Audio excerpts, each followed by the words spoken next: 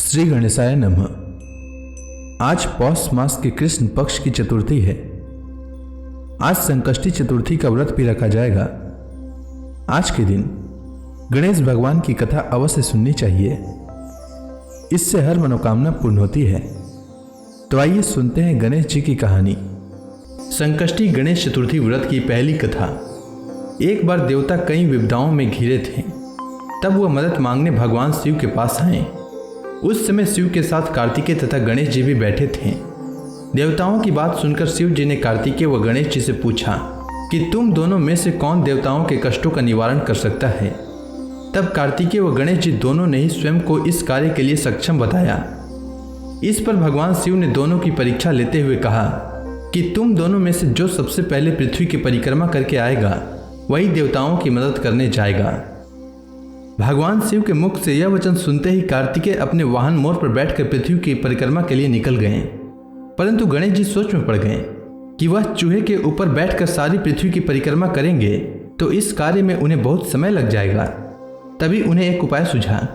गणेश जी अपने स्थान से उठे और अपने माता पिता की 7 बार परिक्रमा करके वापस बैठ गए। परिक्रमा करके लौटने पर कार्तिकेय स्वयं को विजेता बताने लगे। तब शिव जी ने श्री गणेश से पृथ्वी की परिक्रमा न करने का कारण पूछा। तब गणेश जी ने कहा, माता पिता के चरणों में ही समस्त लोक है। यह सुनकर भगवान शिव ने गणेश जी को देवताओं के संकट दूर करने की आज्ञा दी। इस प्रकार भगवान शिव ने गणेश जी को आशीर्वाद दिया कि चतुर्थी के दिन जो तुम्हारा पूजन करेगा और रात्रि में चंद्रमा को अर्घ्य देगा, उसके तीनों ताप यानी देहिक ताप, दैविक ताप तथा भौतिक ताप दूर होंगे। इस व्रत को करने से व्रतधारी के सभी तरह के दुख दूर होंगे और उसे जीवन के भौतिक सुखों की प्राप्ति होगी। चारों तरफ से मनुष्य की सुख समृद्धि बढ़ेगी, पुत्र पौत्र आदि धन ऐश्वर्य की कमी नहीं रहेगी। अब आइए सुनते हैं संकष्टी गणेश चतुर्थी व्रत की दूसरी कथा। एक समय की बात है, राजा हरिश्चंद्र के राज्य में एक कुम्हार था। वह मिट्टी के बर्तन बनाता, लेकिन वे कच्चे रह जाते थे। एक पुजारी की सलाह पर उसने इस समस्या को दूर करने के लिए एक छोटे बालक को मिट्टी के बर्तनों के साथ आवा में डाल दिया। उस दिन संकष्टी चतुर्थी का दिन था। उस बच्चे की मां अपने बेटे के लिए परेशान थी। उसने गणेश जी से बेटे की कुशलता की प्रार्थना की। दूसरे दिन जब कुम्हार ने सुबह उठकर देखा तो आवा में उसके बर्तन तो पक गए थे, लेकिन बच्चे का बाल भी बांका नहीं हुआ था। वह डर गया और राजा के दरबार में जाकर सारी घटना बताई। इसके बाद राजा ने उस बच्चे और उसकी मां को बुलाया तो मां ने सभी तरह के विघ्न को दूर करने वाली संकष्टी चतुर्थी का वर्णन किया।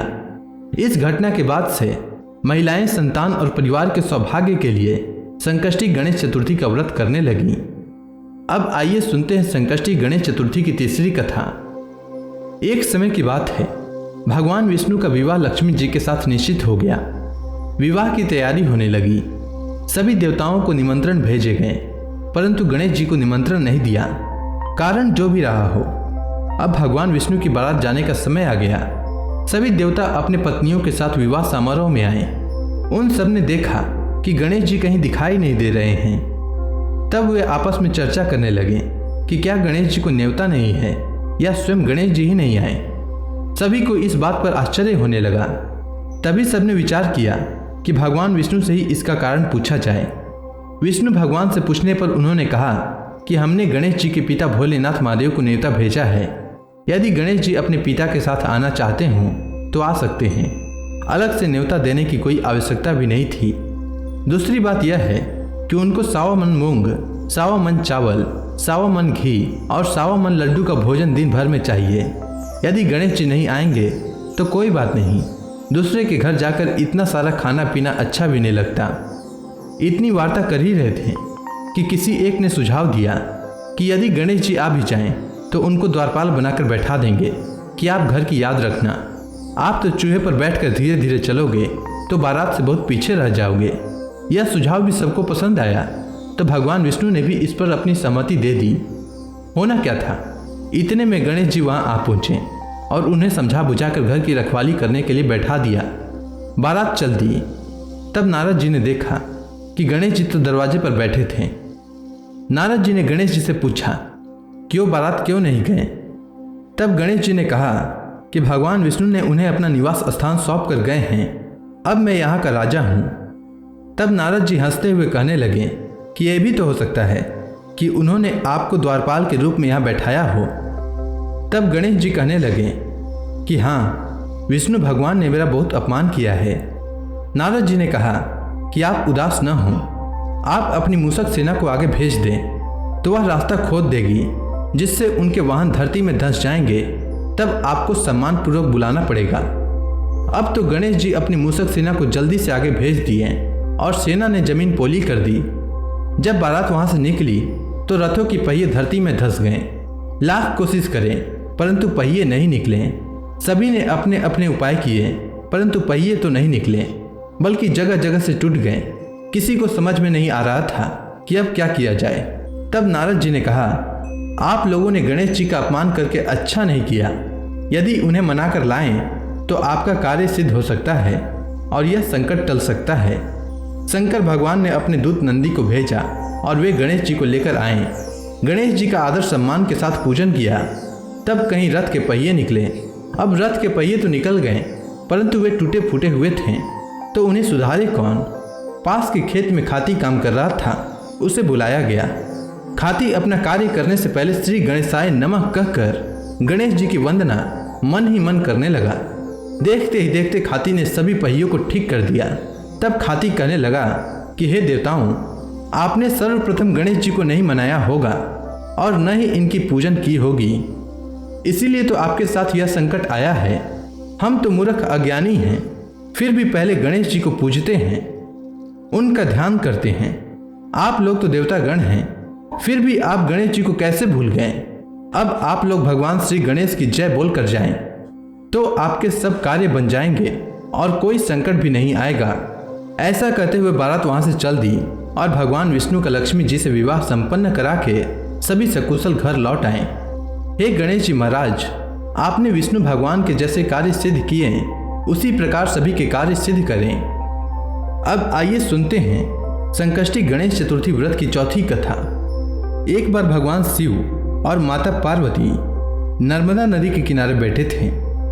वहां माता पार्वती ने भगवान शिव के साथ समय व्यतीत करने के लिए चौपड़ खेलने को कहा। शिव भगवान चौपड़ खेलने के लिए तो तैयार हो गए, परंतु इस खेल में हार जीत का फैसला कौन करेगा, यह प्रश्न उनके समक्ष उठा। तो भगवान शिव ने कुछ तिनके एकत्रित करके उसका एक पुतला बनाकर उसकी प्राण प्रतिष्ठा कर दी और पुतले से कहा, बेटा, हम चौपड़ खेलना चाहते हैं, परंतु हमारी हार जीत का फैसला करने वाला कोई नहीं है, इसीलिए तुम बताना कि हम दोनों में से कौन हारा और कौन जीता। उसके बाद भगवान शिव और माता पार्वती का चौपड़ खेल शुरू हो गया। यह खेल 3 बार खेला गया और संयोग से तीनों बार माता पार्वती ही जीत गईं। खेल समाप्त होने के बाद बालक से हार जीत का फैसला करने के लिए कहा गया, तो उस बालक ने महादेव को विजयी बताया। यह सुनकर माता पार्वती क्रोधित हो गईं और क्रोध में उन्होंने बालक को लंगड़ा होने और कीचड़ में पड़े रहने का श्राप दे दिया। बालक ने माता पार्वती से माफी मांगी और कहा कि यह मुझसे अज्ञानतावश ऐसा हुआ है, मैंने किसी द्वेष भाव से ऐसा नहीं किया है। बालक द्वारा क्षमा मांगने पर माता ने कहा, यहाँ गणेश पूजन के लिए नाग कन्याएं आएंगी, उनके कहे अनुसार तुम गणेश व्रत करो, ऐसा करने से तुम मुझे प्राप्त करोगे।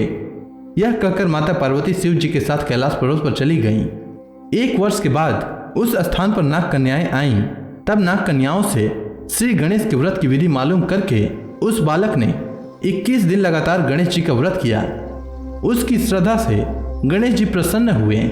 उन्होंने बालक को मनोवांछित फल मांगने के लिए कहा। उस बालक ने कहा, हे विनायक, मुझ में इतनी शक्ति दीजिए कि मैं अपने पैरों पर चलकर अपने माता पिता के पास कैलाश पर्वत पर पहुंच सकूं और वे यह देखकर प्रसन्न हों। तब बालक को वरदान देकर श्री गणेश अंतर्ध्यान हो गए। इसके बाद वह बालक कैलाश पर्वत पर पहुंच गया और कैलाश पर्वत पर पहुंचने की अपनी कथा उसने भगवान शिव को सुनाई। चौपड़ वाले दिन से माता पार्वती शिव जी से विमुख थीं, अतः देवी के रुष्ट होने पर भगवान शिव ने भी बालक के बताए अनुसार 21 दिनों तक श्री गणेश का व्रत किया। इस व्रत के प्रभाव से माता पार्वती के मन में भगवान शिव के प्रति जो नाराजगी थी वह समाप्त हो गई। तब यह व्रत विधि भगवान शंकर ने माता पार्वती को बताई। यह सुनकर माता पार्वती के मन में भी अपने पुत्र कार्तिकेय से मिलने की इच्छा जागृत हुई। तब माता पार्वती ने भी 21 दिन तक श्री गणेश का व्रत किया तथा दुर्वा फल लड्डुओं से श्री गणेश जी का पूजन अर्चन किया। व्रत के 21वें दिन कार्तिकेय स्वयं माता पार्वती जी से आ मिले। उस दिन से श्री गणेश चतुर्थी का यह व्रत समस्त मनोकामनाओं की पूर्ति करने वाला व्रत माना जाता है। इस व्रत को करने से मनुष्य के सारे कष्ट दूर होकर मनुष्य को समस्त सुख सुविधाएं प्राप्त होती है। तो प्रेम से बोलिए भगवान श्री गणेश की जय।